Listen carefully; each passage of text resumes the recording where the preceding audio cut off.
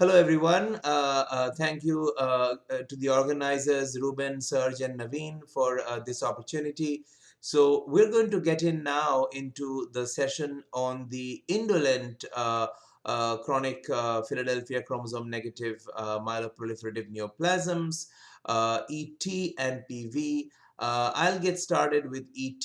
We're going to cover disease outcomes, unmet needs, and therapeutic strategies.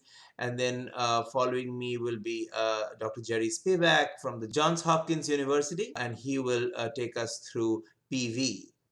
With that, we'll get started with the ET portion of this session. All right, so uh, we'll start off with the WHO 2016 criteria for the diagnosis of ET. And I won't read through all this, but I'll just sort of direct you to focus on the distinction between ET and pre-fibrotic or early primary myelofibrosis. So it's important to understand that you're going to see megakaryocytic proliferation in both entities, but it's really in pre-PMF where you will see atypia. You should not see atypia in ET. It's primarily a proliferation of mature megakaryocytes.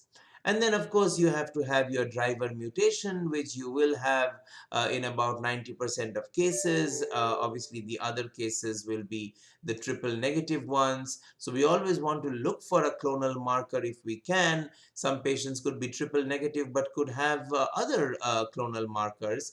And as you see, for an ET diagnosis, we need all four major criteria that are listed on the slide, or the first three major criteria and one of the minor criteria. With prefibrotic PMF, there are some minor criteria that remind you of the ones for overt PMF, and they're actually the same ones except for leukoerythroblastosis.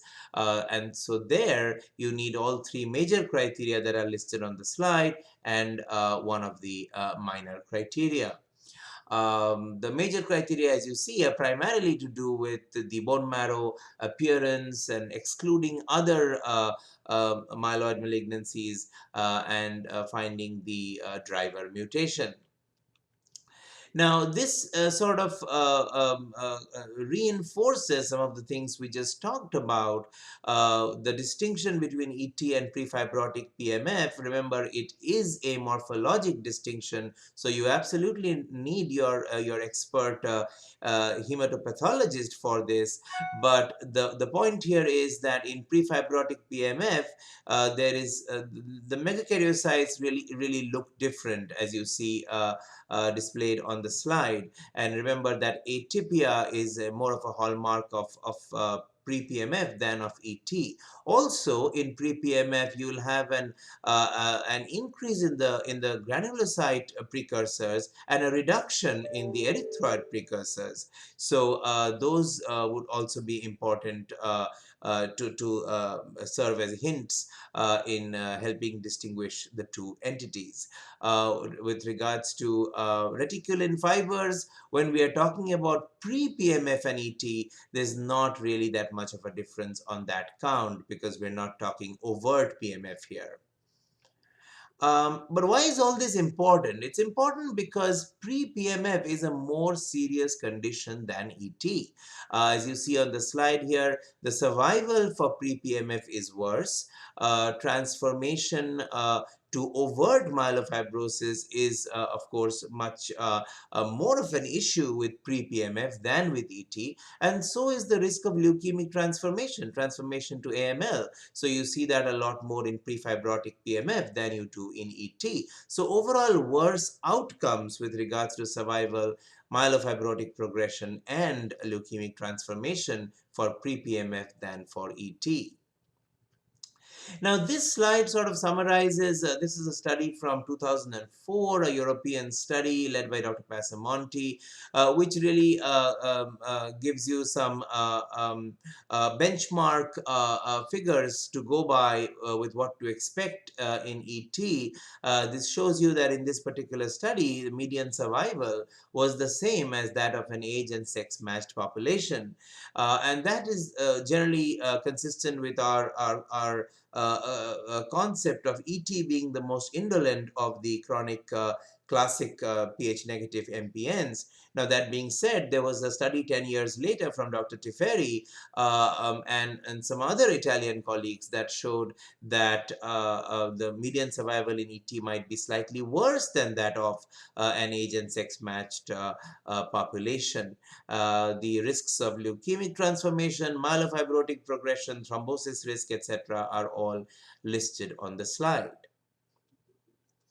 Now, what about the driver and non-driver mutations that we were sort of alluding to during discussion of the diagnostic criteria? So this slide shows PV, ET, and PMF, but if you focus on the ET, you see that about 60% have a JAK2 mutation, the V617F, about 20 to 25% have a CALR mutation, and then you have the MPL mutation in about 3 to 5%. Now that leaves a chunk of about 10 to 15% that are so-called triple negative.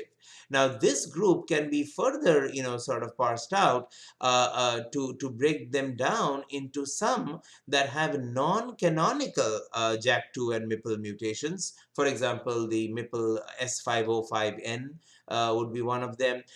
So non-canonical mutations in known driver genes.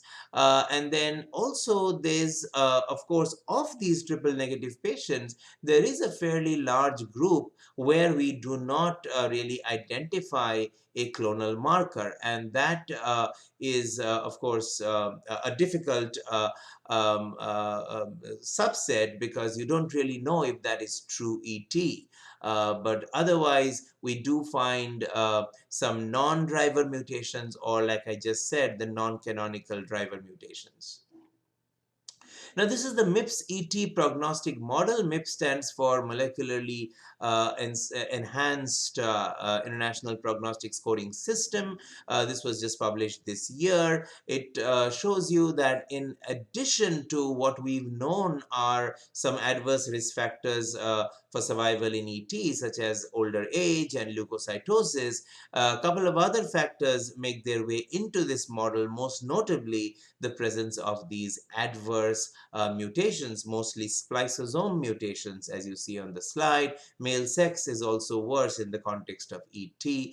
Adding together all these points, you can come up with a nice prognostic model that separates the low, intermediate, and high risk patients. Now, this is a wordy slide. I won't go through all of it, but I'll just remind you, if you look at the top two bullets, that we know quite a bit now about how patients are different according to their driver mutation. Now, CALR mutated patients with ET generally are younger, they are more often male, and they have lower hemoglobin and higher platelet counts and lower white counts than their JAK2 mutated counterparts.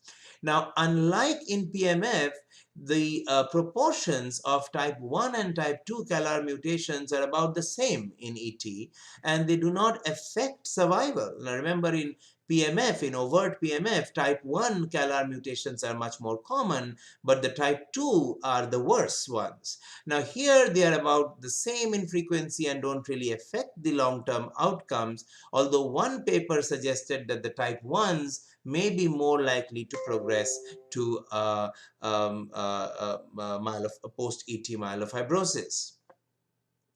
And then there are a few other associations that have been reported that are on the slide.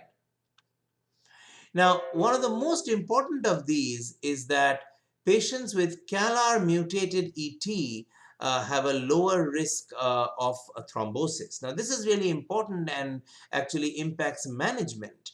So CALR mutated ET with a clearly lower risk of clotting, and we'll see in the subsequent slides why that may be important for the management.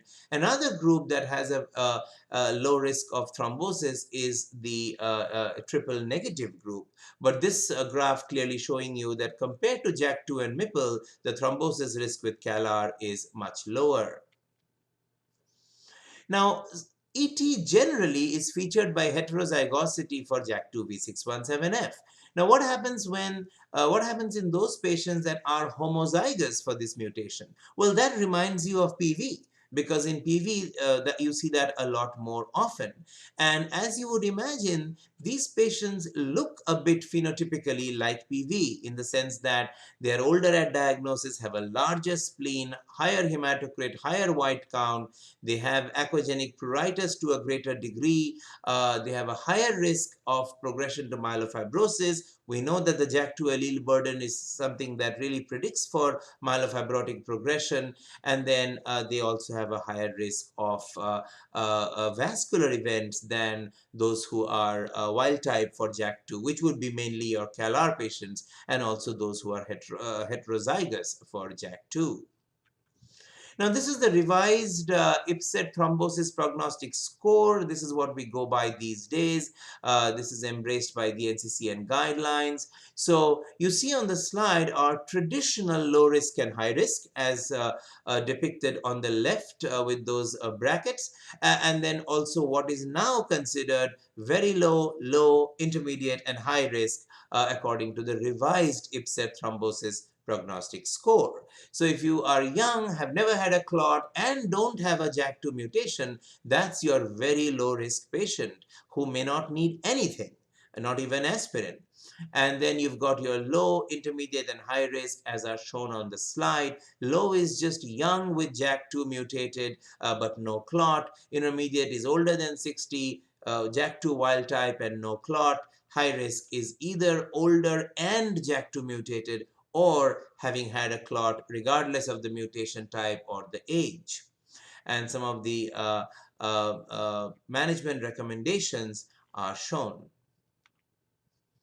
Now, not figuring in the official risk stratification is this factor, which could be quite important. Leukocytosis, on the multivariable analyses, it has failed to show up, and that is why it's not part of the Ipsec or the revised Ipsec thrombotic risk stratification models. But a number of studies have shown that leukocytosis with various cutoffs, but probably 11 for sure, in this particular study 9.4, but in other studies 11 and higher, seems to predict thrombosis, and this is something we should probably be paying attention to in our clinical practice.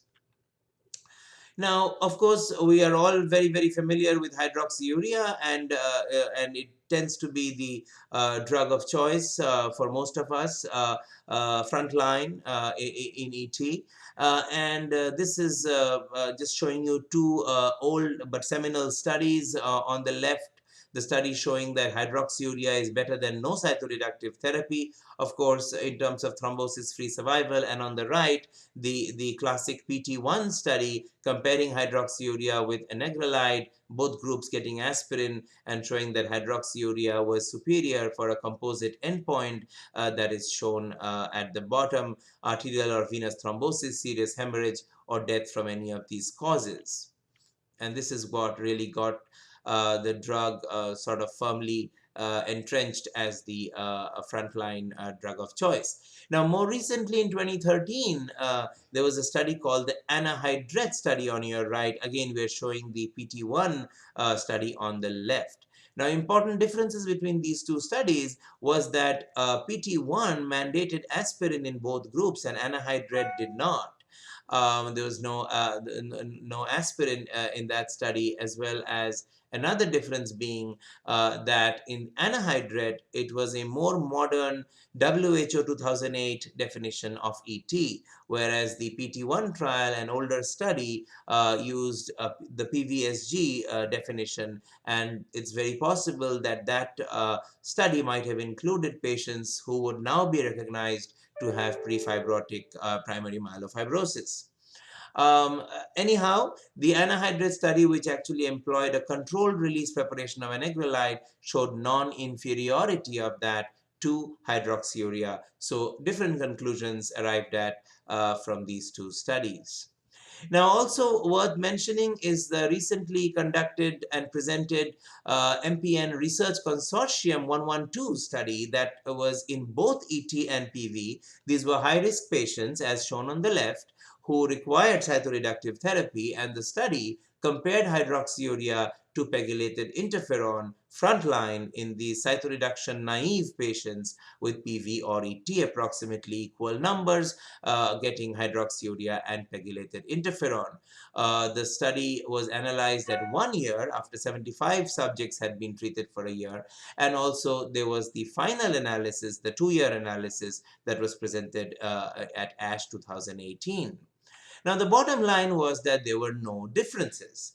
If you look at the overall response rate circled here in red, and as well as the comparison between the CR rates or the overall response rates, there was really no statistically significant difference. So there was more data that was shown, but ultimately there was no meaningful difference in any endpoint, whether it be molecular or hematologic response, bone marrow fibrosis, etc.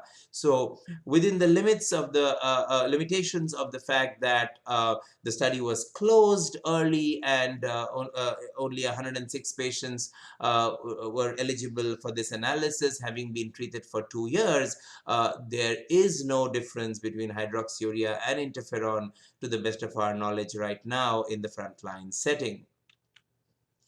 Now, this was another important study recently published in the JCO that essentially reinforced what we've known, which is that the patients without high-risk features do not need hydroxyurea. So this was a study, large study, comparing hydroxyurea and aspirin to aspirin alone in younger patients, 40 to 59, without other indications for cytoreduction, such as thrombosis or disease-related hemorrhage or platelets of 1.5 million or higher, which because of the risk for bleeding would be an indication for cytoreductive therapy. So if those risk factors are absent, there is no role for hydroxyurea, and frankly there was no difference for any endpoint. Now, one quick reminder here is that, we use hydroxyurea, we use interferon, sometimes we use anagrelide, particularly in second line, but none of these drugs really impacts the symptom burden of ET to any meaningful extent. You see the symptoms listed at the bottom of the slide on the x-axis, and you see that none of the three really make a significant impact. Now, you have some patients that are hydroxyurea resistant or intolerant. Now, what is meant by that? So, as you know, there is a definition in PV, there is also a definition in ET. So, if the platelets are over 600 after you've given them a reasonable trial of hydroxyurea, which is defined in the box there, remember, it doesn't have to be 2 grams a day, it can be the maximum tolerated dose. Or they're at any dose, but you're getting side effects, non-hematologic adverse effects as are listed on the slide, or even hematologic intolerance. They're getting too anemic or too leukopenic, and their platelets are staying higher than 400. These would all be criteria for resistance or intolerance. Now, why is that important? Because these patients actually have a worse survival, as you see on this slide. Hydroxyurea resistance, this is not intolerance, this is just resistance, in ET actually was associated with a higher risk of dying. With that being said, the ruxolitinib, which is of course approved for both PV and myelofibrosis, has been studied in ET. This was a randomized study conducted in England called the MAGIC ET trial, in which ruxolitinib was compared to best available therapy in patients who were resistant or intolerant to hydroxyurea. And the primary endpoint was at 1 year in terms of hematologic response. And there were a bunch of secondary endpoints, as you see at in the last bullet on the slide. Now, unfortunately, in this study, there was really no difference. There was no difference in hematologic remission rates, thrombosis, hemorrhage, or leukemic transformation, or progression to MF. There was really no difference in anything, except that there was symptom benefit with ruxolitinib, not shown on this slide, but there was symptom benefit with ruxolitinib, which you would expect from a JAK inhibitor. Of course, there was more cytopenias in the ruxolitinib arm, again, not unexpected based on its mechanism of action.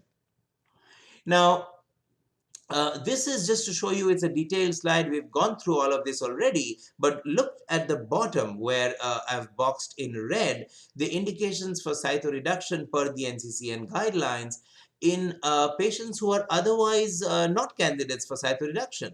So we went through what is very low, what's intermediate, and what's high risk, and the management recommendations, with high risk definitely being candidates for cytoreductive therapy, and intermediate risk uh, uh, a little bit more heterogeneous, where some patients might be able to get by with just aspirin and others needing cytoreductive therapy. But important to remember that if your patient has new thrombosis, disease-related bleeding, worsening splenomegaly, symptomatic thrombocytosis, progressive leukocytosis, progressive symptoms, and microvascular symptoms that are not responding to aspirin, all of those would be reasons to treat them with cytoreductive therapy.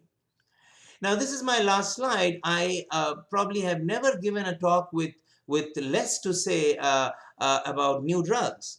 There's actually no clinical data on any of the trials listed on this slide, but this is just to show you some of the drugs that are being developed for ET. The last two are actually not currently being developed for ET.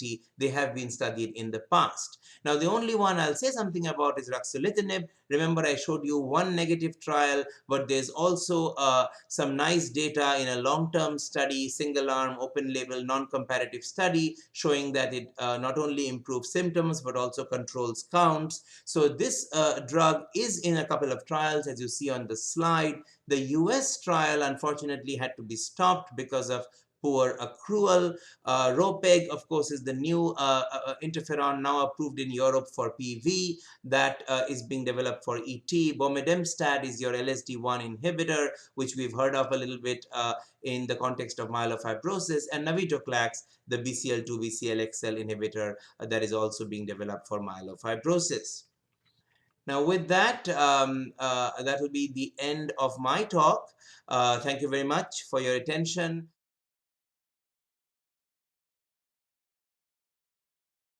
And it's my distinct pleasure and honor to now introduce Dr. Jerry Spivak from Johns Hopkins University to deliver his lecture on PV. Dr. Spivak.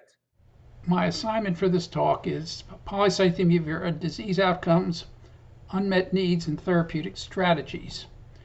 We're going to talk about the disease I consider most fascinating, a disorder in which there is unregulated production of morphologically and functionally normal cells, while erythrocytosis is a feature that distinguishes polycythemia from all other myeloproliferative neoplasm. It is still a panmyelopathy, and there are no specific diagnostic markers for it. So you get overproduction of red cells, white cells, platelets, and of course an increase in the plasma volume in most patients.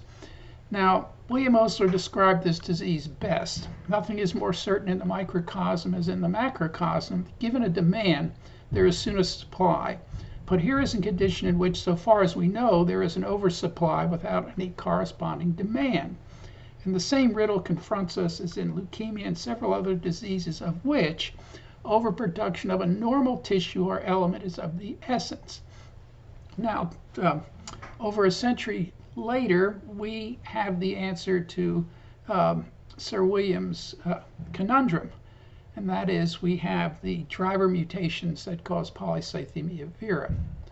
Now, the first thing in medicine that we can all agree about is, above all, do no harm, which means diagnosis must be accurate, therapy must be safe as well as effective, and the treatment can't be worse than the disease. Now, Osler was the first one to codify a diagnostic criterion for polycythemia vera, and even in 1908, they understood that the hemoglobin value was not reliable, but the red cell number or the red cell mass was. Osler and his colleagues did not put much score by the leukocyte count or the platelet count, but the polycythemia vera study section, some 60 plus years later, used leukocytosis and thrombocytosis together with Osler's criteria to come up with a 99% accurate diagnostic criteria for polycythemia vera. Now, the presentation of polycythemia is quite variable, and substantial portions of patients do not show erythrocytosis. And the reason for this is that they have an increase in their red cell mass. So there are these variable presentations that are shown nicely on this side to explain the variable presentation. Now, the polycythemia vera study sections, study groups criteria have been superseded by the World Health Organization's criteria, and the original version in 2007 has changed slightly in 2016 with the addition of the red cell mass and changes in hemoglobin and hematocrit levels. And you will note, obviously, the presence of JAK2 V617F. But what's missing? Splenomegaly is no longer there. Red cell count, leukocyte count, platelet count, and the requirement for a quantitative JAK2 V617F allele burden because the expression of JAK2 V617F does not always coincide with an actual myeloproliferative disorder, and we need to know how much is present. Now, Richard Silver has shown that for the red cell values that the polycythemia vera study group uses, there is a, for the World Health Organization uses, there's a tremendous lack of accuracy with unacceptable false negatives. And I just want to show you an example. An 18-year-old boy with abdominal pain and splenomegaly. He was mildly anemic. His white count, platelet count, reticulocyte count were all normal. He had hepatic vein thrombosis, and he had a JAK2 V617F mutation. And the pediatricians taking care of him were puzzled as to if he has an MPN, what is it? They did what the World Health Organization suggested. They did a bone marrow aspirin biopsy. The pathologist noted there was erythrocyte hyperplasia in the marrow and no stainable iron, but not seeing patients, they decided this could be primary myelofibrosis before myelofibrosis was present, which is inappropriate in an 18-year-old patient. We were consulted and did a red cell mass and plasma volume, and this young man had almost 4 liters of excess blood, including 1 liter of excess plasma. He had polycythemia vera, was masked. And if you'll remember, normally we have slightly more plasma than red cells. If we get dehydrated, the plasma volume shrinks. If we make too many red cells because we're hypoxic, the red cell mass goes up, but the body keeps the plasma volume constant because it keeps the blood volume constant. In polycythemia vera, that does not happen. The plasma volume expands, and the reason is very simple. Erythropoietin normally expands the red cell mass, so in hypoxic polycythemia, the red cell mass goes up, the plasma volume goes down. Erythropoietin levels are as low in polycythemia vera as they are in any other condition.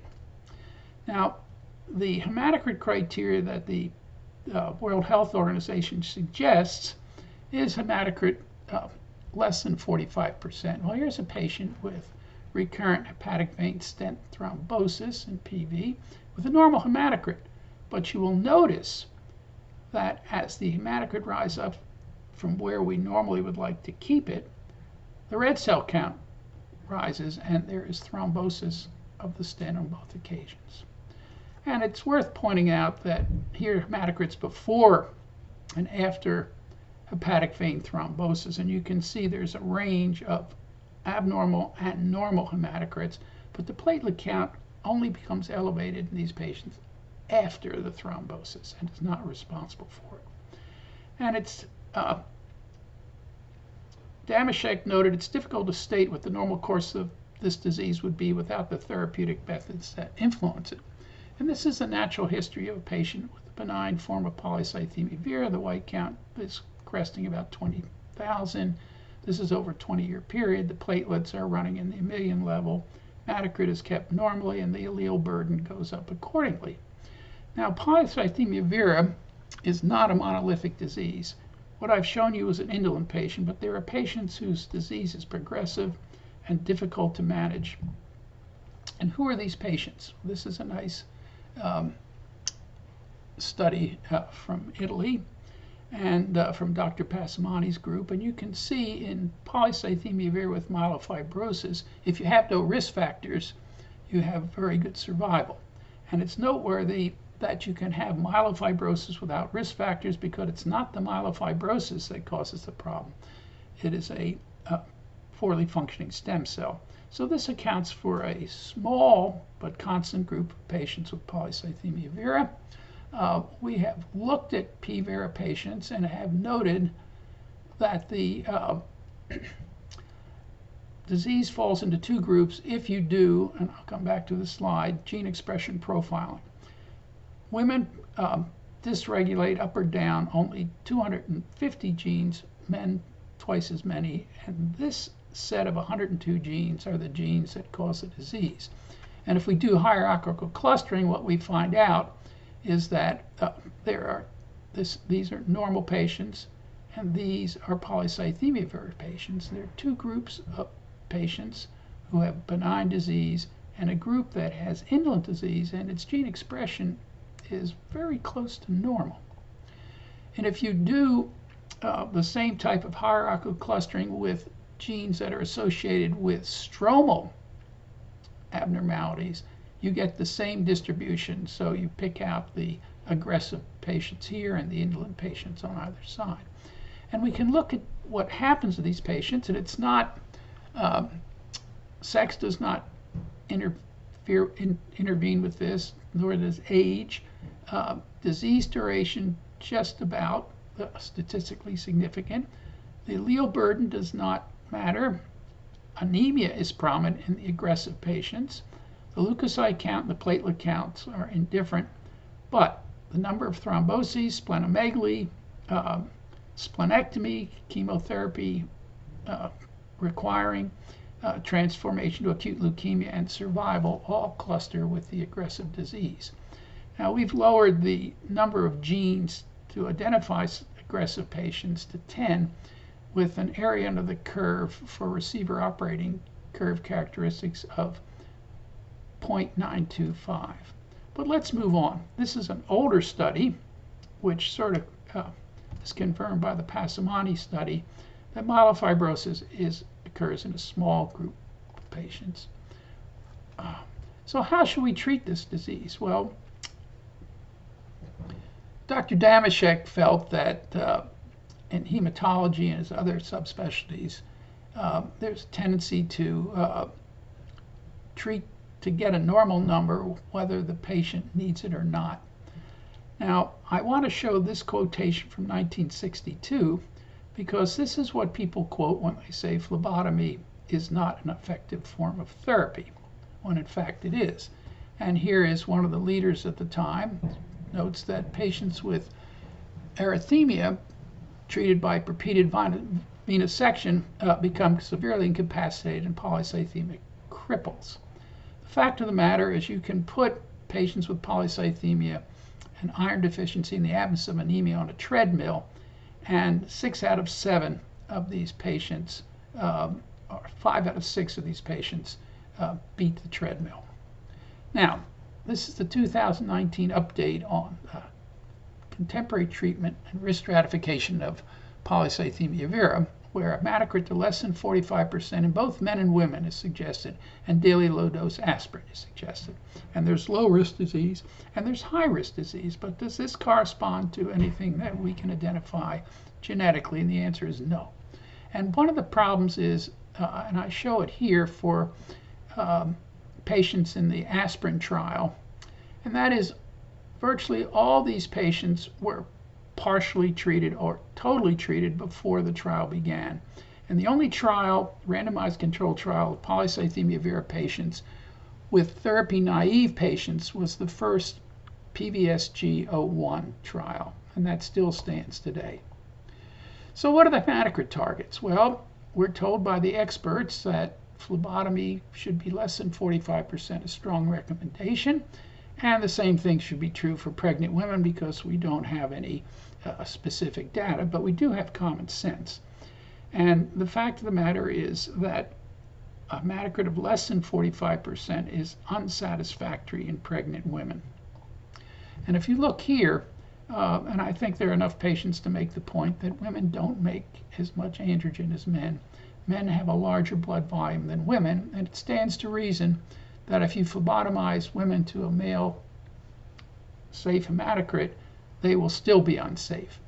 And if you look at this nice study from Dr. Kalajian's group published very recently, that if you go under 45%, you still have a tremendous number of patients, at even anemic hematocrits, who have an excess red cell mass. And these are obviously many of the patients, women patients with blood Chiari or just polycythemia vera alone. And this is an interesting description of splanchnic vein thrombosis in polycythemia vera. And the reason we get clotting in polycythemia is twofold. One, there's hyperviscosity as the hematocrit exceeds 45%. We have this sharp rise in blood viscosity. And as with the increased number of red cells, you lose laminar flow and you push platelets and white cells together and reduce the amount of plasma. And red cells, because of hemoglobin, will scavenge nitric oxide. And polycythemia vera is no different than PNH or sickle cell anemia, where there's intravascular hemolysis. As long as there's too much hemoglobin, you will get nitric oxide scavenging, vasoconstriction, and splanchnic vein thrombosis. Now, thousands of patients have been treated with hydroxyurea as an anticoagulant in the MPN, and what this study shows is that age is not a criteria of high risk as proposed by the experts. Sex was not a criteria, and hydroxyurea was effective only in microvascular disease, but not in venous thrombosis, nor was any other chemotherapeutic agent. So if you can't do a red cell mass, what do? Well, this is an old but excellent study showing the rate of venous occlusion per hematocrit. This is what the polycythemia vera group used early, and their phlebotomy-only patients had significant thromboses. And this is what is proposed now. This for men and less than 42% for women, if you want to do no harm. But what about leukocytosis? And these are a couple drug advertisements. The ELN treatment response guidelines have been shown that they do not predict response or prove clinically relevant measures of benefit to patients. So much for chemotherapy. And the final data in the PVS-01 study is interesting to note that the patients on phlebotomy alone fared better, and there was no difference in thrombotic complications, even though the phlebotomy arm was inadequately treated, but they had the longest survival. And finally, there's a recent study from Dr. Mascarenhas' group, which shows firmly that no correlation exists between the leukocyte count and thrombocytosis in PV, and we already knew that for ET, or for platelets. But what about aspirin? Should this be, and this is a therapy for asymptomatic patients, and this is an asymptomatic patient who came to me with a very red eye and periorbital hemorrhage, and I've seen a few of these patients, an elderly man with asymptomatic PV taking aspirin. And it has become clear over the last few years that aspirin offers no cardiovascular protection in the absence of cardiovascular disease, but it can certainly cause bleeding. So now what about acute leukemia and hydroxyurea? And I will leave the audience to read this diatribe on hydroxyurea, which doesn't show any of the important studies, and does use sickle cell anemia, a non-clonal disorder, as a control for a clonal disorder. So here's a patient with polycythemia vera who developed acute leukemia. The patient was treated. The allele burden went down, but you'll notice as the patient went into remission, the polycythemia vera came back. Normal stem cells are impervious to any but massive doses of chemotherapeutic agents. and they should not be using this disease except in selected situations. And of course, here is the classic PVSG01 study showing the imbalance between phlebotomy and chlorambucil P32. Now, if you look at the incidence of acute leukemia following PV according to chemotherapy, radiotherapy, hydroxyurea, or an alkylating agent, it's very clear that hydroxyurea causes acute leukemia in these patients. The current expert group suggested that if hydroxyurea doesn't work, you add busulfan, and when you add one after the other, you can guarantee you're going to get an unacceptable increase in acute leukemia. Now, what is therapy-related acute leukemia? Well, it's very clear there are three types of acute leukemia. There is the secondary or myelodysplastic type, there is TP53 mutated type, and then there is the pan or de novo AML. And you can see all three types in patients who are getting chemotherapy, because patients, as they age, are subject to acute leukemia at increasing frequency. And this part of the slide just shows the offending gene mutations. And here's P53, here is the secondary leukemia, acute leukemia, and this is the pan or de novo acute leukemia. Now, if we look at the risk factors for leukemia transformation in polycythemia and ET, what we find in polycythemia vera, it is exposure to leukemic agents, and possibly the white count, but this is going to be because of exposure. This is ascertainment bias. And if we look down here in ET, again, exposure to leukemic agents, myelofibrosis, and genotype. What are the genotypes here? Well, if we look up here, here are the driver mutations, JAK2 and MPL, but notice TP53, this combination. And notice the increase in leukemia in post-PV and post-ET myelofibrosis. So let's look at this another way. So this is JAK2 V617F positive acute leukemia occurring in a JAK2 V617 positive MPN, and it correlates with myelofibrosis. All the patients have the mutation. Their JAK2 status is the same in the after transformation. Most of these patients, but not all, have been treated with hydroxyurea. The leukemias in this small group of patients were all of the pan-AML type, except for one, which was TP53. But if we look at the JAK2 negative acute leukemia arising in a JAK2 positive MPN, what you see here, and most of these patients have PV, is they are all JAK2 V617F positive or exon 12. They've all been given chemotherapy, virtually every one of them with hydroxyurea, but at the time of the disease, the leukemia, they were all wild type, and a good group of them were TP53 mutated. So we have two forms of acute leukemia. We know that hydroxyurea blocks replication, and we also know that hydroxyurea with JAK2 V617F provides a competitive advantage for overcoming the replication block. And let to leave you no doubt, hydroxyurea causes acute leukemia by a number of ways, one of which is to cause essentially a deletion of TP53. And how does the leukemia evolve? Well, if you have a leukemic leucation, and in Vera, TP53 is more frequent than realized, chemotherapy will select for the clone. And if you have additional driver mutations, in this case, JAK2 V617F, you have expansion of the clone and acute leukemia. And this just shows that if you have JAK2 V617F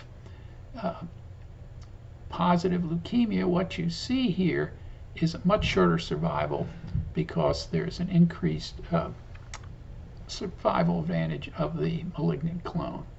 So let me stop here and emphasize there's no safe hematocrit in polycythemia vera because the true hematocrit is masked by plasma volume extension.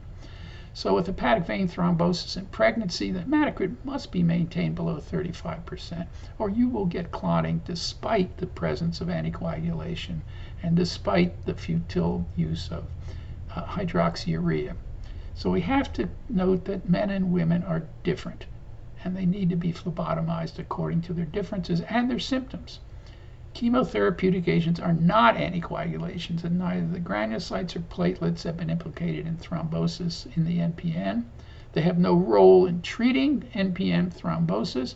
Hydroxyurea may have a role in treating TIAs in PV patients unresponsive to other treatment. Aspirin should not routinely be given to PV patients in the absence of cardiovascular symptoms or risk factors, particularly in older patients. Control of splenomegaly is our major therapeutic challenge, and targeting the stem cells is the only effective method of controlling this problem because normal stem cells are resistant to chemotherapy. Currently, only the alpha interferons qualify for this purpose. Stem cell transplantation is the only potentially curative therapy when stem cell failure occurs. Myelofibrosis is a reactive reversible phenomenon.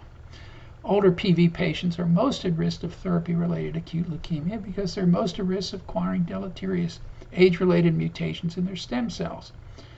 Clinical drug trials in PV should be performed with patients who are therapy naive except for phlebotomy. The PVSG01 study is the only RTC to date that has met this criterion, and future studies must meet this criterion because due to host genetic variation, each PV patient represents a unique clinical problem, which speaks to the importance of precision medicine. And I thank you.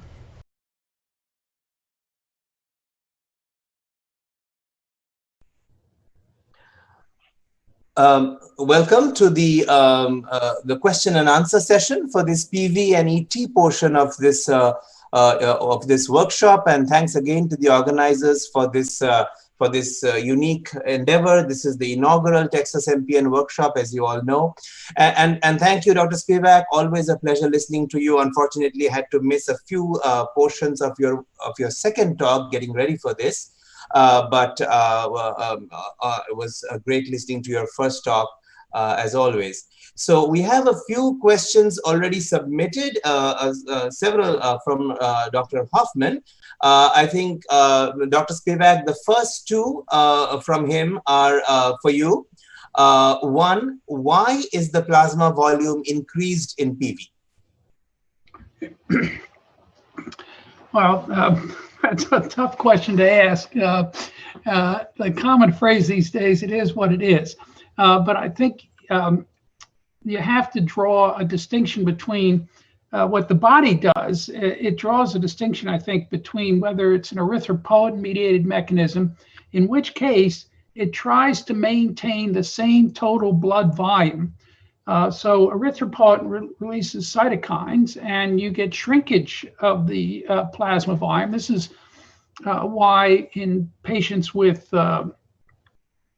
chronic renal failure who are on too much erythropoietin, they clot their stents. And also why in the anemia of cancer, where there's inflammation going on, and erythropoietin just adds to that. It releases cytokines. So you get squeezing of the plasma volume.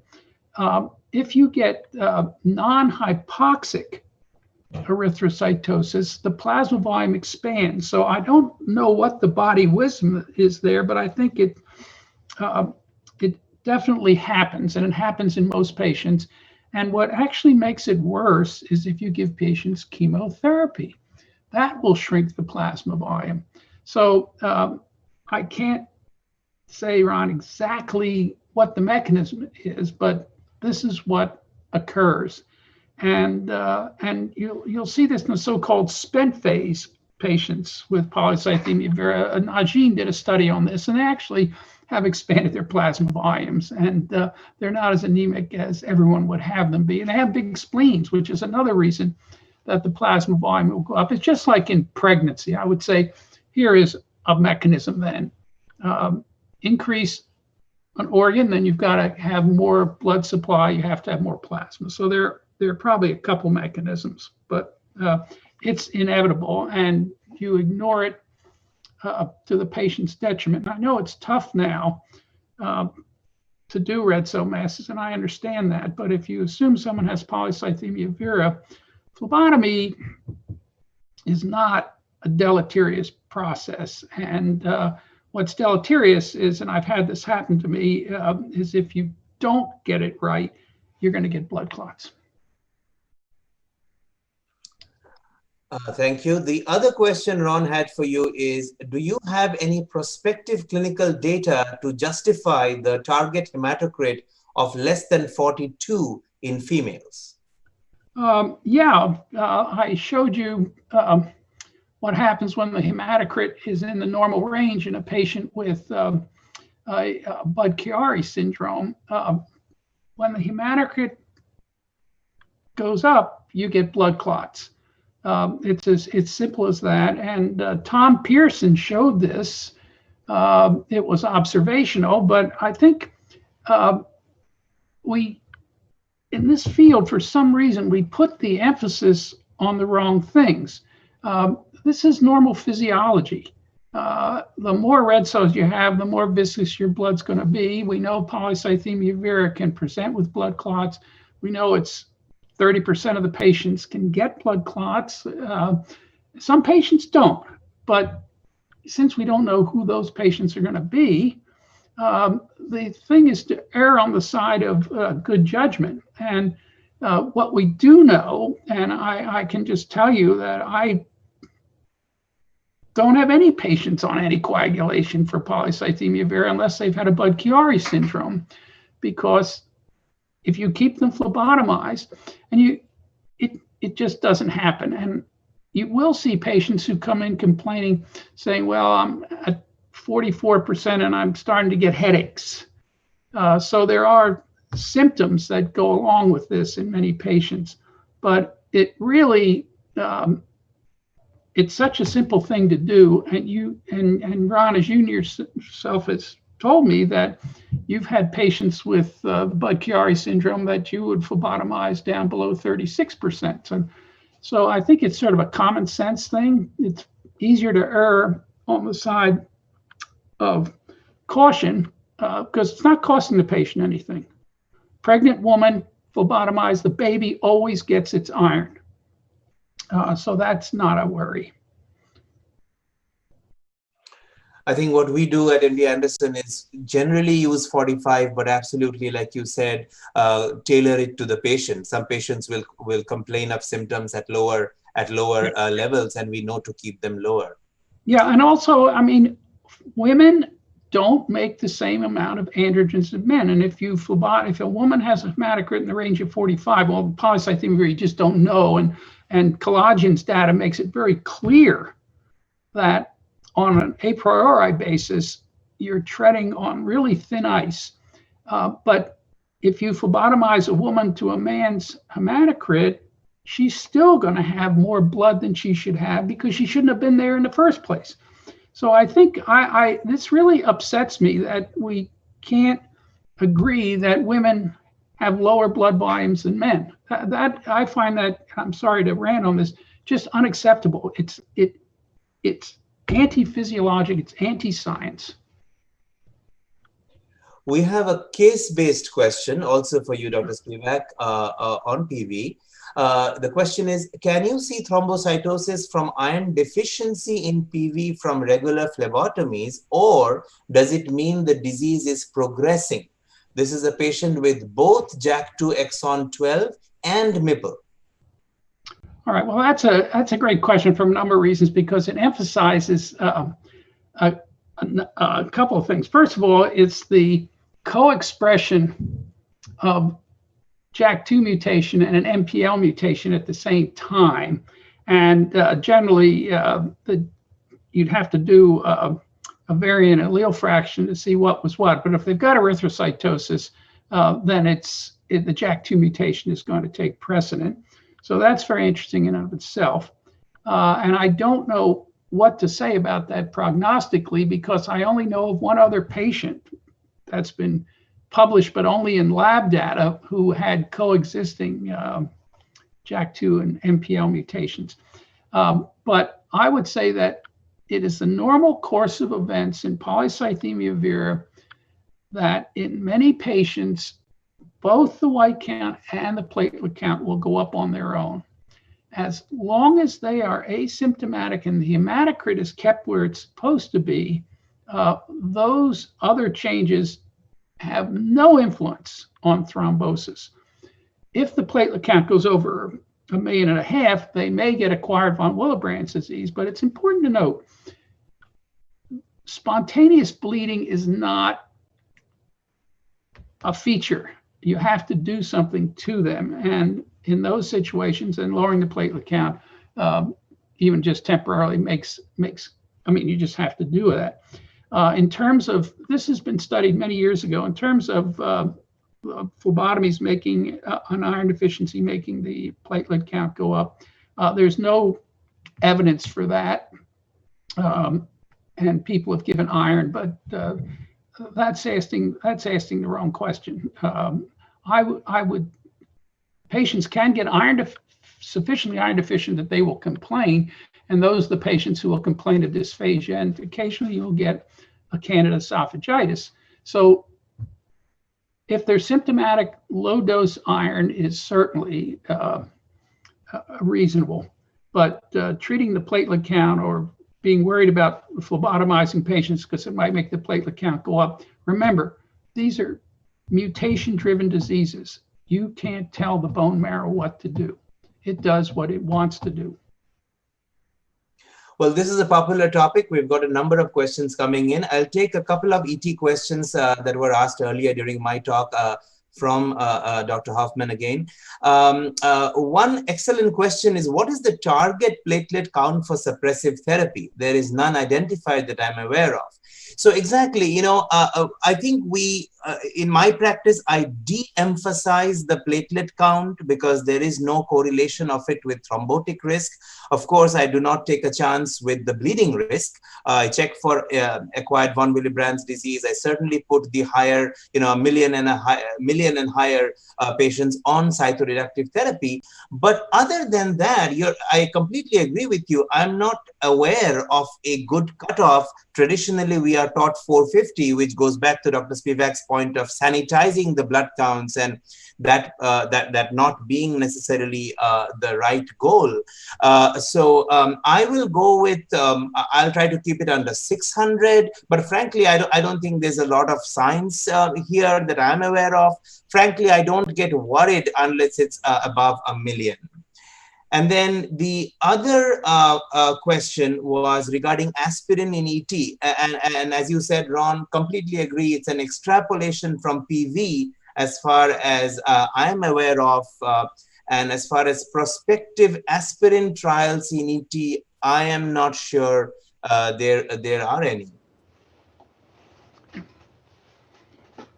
And then another question that came in a little bit earlier was regarding treating pregnant patients with ET, with the big disclaimer that at a cancer center like ours, we do not have OBGYN and we do not ourselves manage these patients. I will say that in general, the principles are that if you need cytoreductive, interferon is the way to go.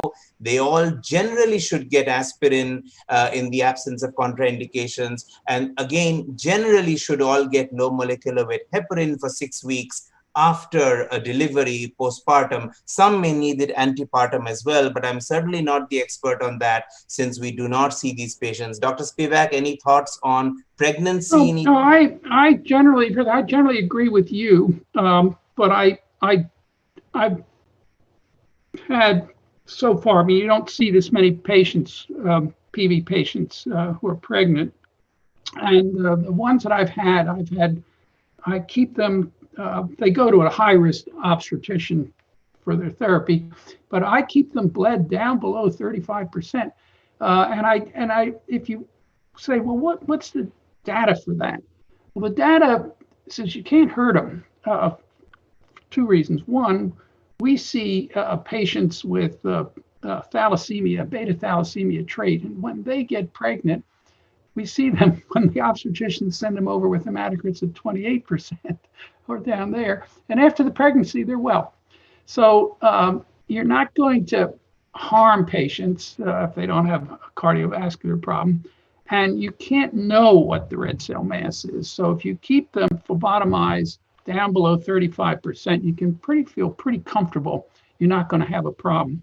I don't use aspirin, but I certainly agree with the philosophy that postpartum they could have more problems than a normal pregnancy, and that certainly, of course, if they've had a thrombosis, obviously we would treat them with anticoagulation, and interferon we have used successfully, particularly for splenomegaly. That's when interferon becomes very useful. And I want to make one comment. We talked about the MAGIC trial. And one of the things that's happened in medicine over my tenure is supplements. And you'll see, table S1 in the supplement. I don't know how many people read supplements, but the MAGIC trial is one of the trials where everyone's hair got on fire. But if you look, it came up with Damashek's warning. It's hard to know what the natural history would be because patients are always treated. In the MAGIC study, the hematology values are in the supplement. And all these patients had been treated to nearly normal platelet counts. So it was hard for ruxolitinib to do a lot in those patients, though there was some itching. It beat hydroxyurea on the itching. But I always say it's the same with the prefibrotic myelofibrosis.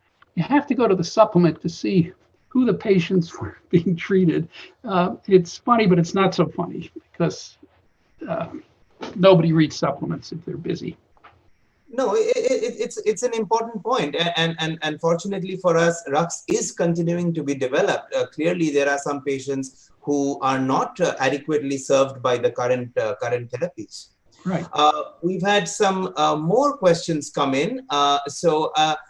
There's one asking for your thoughts on phlebotomy for non-essential PV. I presume she's referring to secondary polycythemia. Okay, well, that's an interesting question because the body tends to tell you what it wants to do. So in a secondary case of polycythemia vera, I mean, you used to see a lot in cigarette smokers who didn't want to stop smoking. When you bleed somebody, one of the things that people do not appreciate is that the body reacts by increasing the plasma volume. So you get very rapid increase in plasma volume, which is actually exactly what you want to do. In secondaries, they're shrinking the plasma volume. So you don't have to bring their hematocrit down. If you can't correct the hypoxia, I don't take them lower than 50%. And I also let them tell me when they feel good and when they don't feel good. And that's the hematocrit they're going to be happy at. They don't have the same thrombosis risk as the P Vera patients because they don't, in the smaller vessels, they do not get the amount of it's the red cells that are scavenging nitric oxide that are causing the problem. So secondary polycythemia, I do not use the male-female difference. I take them to what makes them comfortable. Right. So and that would be our practice as well. We do not treat to a certain number. If they are feeling fine, the thrombotic risk is much lower. They don't have the malignant clone. We let the number stay significantly higher than the 45. I've read 55 and 60 in certain opinion pieces, but I think we go by what the patient needs. Dr. Spivak, for you specifically, the question from David Leibowitz. What do you do for phlebotomy when patients' venous access becomes a problem? Do not say that the phlebotomists at Hopkins are so good that you don't have this problem. Actually, we do have the problem, but it usually occurs later in the disease than earlier. And so there, I think you're forced to do something else. And the something else, in my mind, is pegylated interferon. But I know that people want to use it as a first line, and that's something that is going to, well, I just don't agree with that. The drug has enough other issues that you're using a sledgehammer when you could just be using a thumbtack hammer. And so I would go with pegylated interferon. Chemotherapy, these are tender bone marrows, and you do not want to select a clone out. And you usually, the person who's giving the hydroxyurea doesn't usually see patients get leukemia. It takes a long time for that to happen. So I would say that interferon is the way I would go in that situation. You could put in a port, which is another thing, but that's a foreign body in the, I'd go with interferon. So on that note, I wanted to ask you, obviously Ropeg is coming, it's approved in Europe, it's more long acting, every 2 weeks initially, and then every 4 weeks. We have these two trials. We have the MPN Research Consortium that showed no difference between PEG and hydroxyurea. And then we have Dr. Gislinger's PROUD and continuation PV trials that showed superiority of Ropeg for both hematologic and molecular responses. Do you think fundamentally the two drugs are different, Pegasus and Ropeg, or what's your take on the discrepant results? Well, I think one of the problems here is you have to use therapy-naive patients in polycythemia vera, or anyone, ET, doesn't matter. PMF may be different because patients get sick early and may have a problem there. But if you're using, comparing hydroxyurea to interferon, you're looking at two different mechanisms. You're looking at one's hitting the stem cell and it takes time to work, and the other is cleaning out the rapidly proliferating cells. So it's going to, and eventually they'll catch up with the other, but you'll never change the stem cell burden with hydroxyurea to any clinically significant degree. So that's where that study, and I understand why, because standard of care, but I don't think we can trust the FDA on anything anymore. So I think they both are going to be doing the same thing, but the fewer injections, I sort of like that idea very much. These patients are able to virtually do anything they want. And so if you can make their daily life, improve their daily life, that I think the long-acting one, I'm very happy with it. And another thing you alluded to a couple of times today in your talks, and then in your first talk, and then in your discussion with Rajiv, was about the bone marrow fibrosis, being more of a reactive phenomenon. So now, at the risk of opening a Pandora's box, as someone put it when I asked this question at another meeting, our group and other groups are pursuing several different anti-fibrotic drugs, as you are well aware.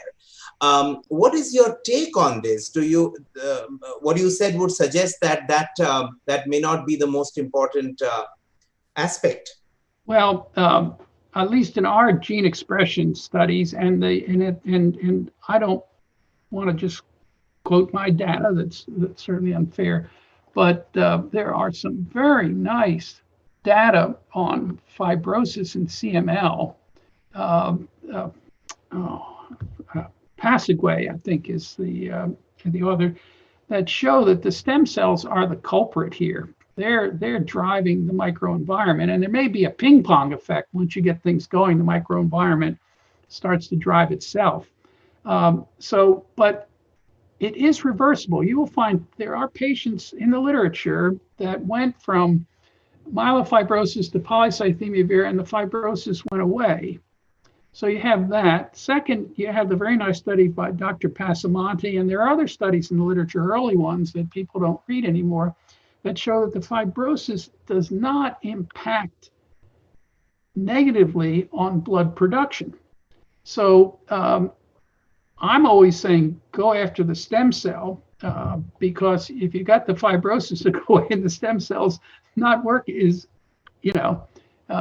so I'm on that point of view, but I'm certainly not against people trying to go from the other side. I'm going from the stem cell side, and you can come from the reactive side. It's like ruxolitinib makes people feel good, and it shrinks spleens, so you're doing something. And if for some reason there's a lot of inflammation and it's helping with the fibrosis and you take it away, you may have something very good. I wouldn't not do it. It's just there's only so many hours in the day.